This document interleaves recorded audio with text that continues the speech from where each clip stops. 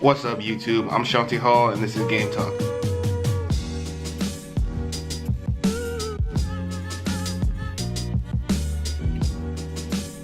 Now before we get into today's video, I want to say that I'm not going to do my own video covering all the trades that happened because I'm sure there's like 1,000 of those.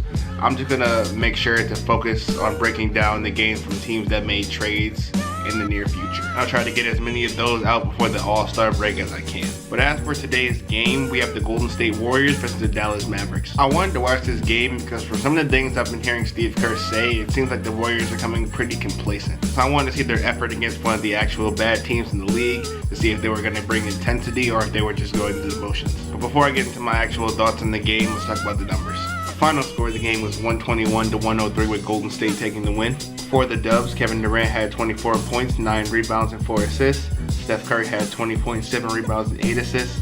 And Klay Thompson had 18 points, 5 rebounds, and 4 assists. As a team, Golden State shot 51% from the field and 48% from the three-point line. For the Mavs, Dennis Smith Jr. had 22 points, 3 rebounds, and 3 assists. Dwight Powell had 18 points, 6 rebounds, and 2 assists.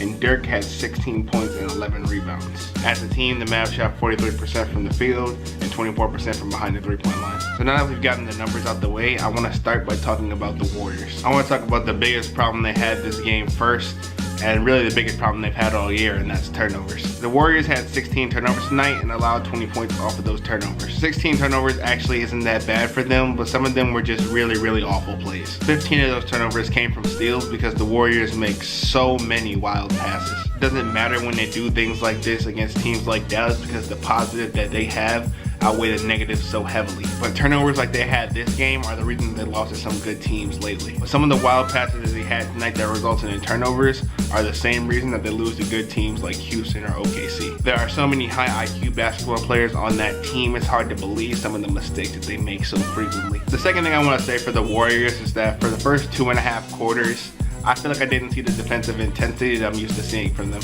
This can be that complacency or laziness that Steve Kerr was talking about. There are so many good defensive players on the Warriors, and we've seen them consistently be one of the best defensive teams in the NBA for the past couple years, that it's hard to believe some of the shots that the Mavericks got last night. And like I said, that was through the first 2.5 quarters. Like all of a sudden a switch turned on and they were like the same old Warriors that we knew. A positive thing for the Warriors though is that they did a really good job taking advantage of mismatches. There are a lot of times that the Mavs would go very small and have 3 guards in the game, but the Warriors made sure to find Kevin Durant or Sean Livingston in the post for easy buckets. Another thing that the Warriors did well is something that we all expect them to do, and that's move the ball. They did an amazing job finding the open man for easy looks this game. Those are the biggest things that I had written down for the Warriors. Now moving on to the Mavs. And the first thing I want to say for the Mavs is that they did a great job pushing the ball up court after getting turnovers. Like I said, they had 20 points off of turnovers, and that's really why the game was so close up until the Warriors pulled away at the end. Also, this game, it seemed the Mavs' game plan was to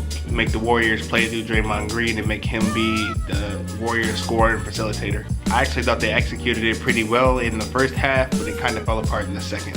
I know the Mavs probably aren't the first team to try and do this, but I like to see more teams try it as well because I think it's probably one of the best ways to beat the Warriors. Something that the Mavs definitely need to do better though is play transition defense. There were like 4 times tonight where the Warriors would chuck up a full court pass to somebody who was wide open down court because the Mavericks didn't get back on defense. Something else the Mavs really needed to do better was make their wide open threes. They shot 24% from the 3-point line, and that should have been so much higher because they had so many open looks from 3. And this isn't a team of particularly bad shooters, so I don't know what the problem was tonight. But that's really all my thoughts for this game. If you enjoyed this video, go ahead and leave a like.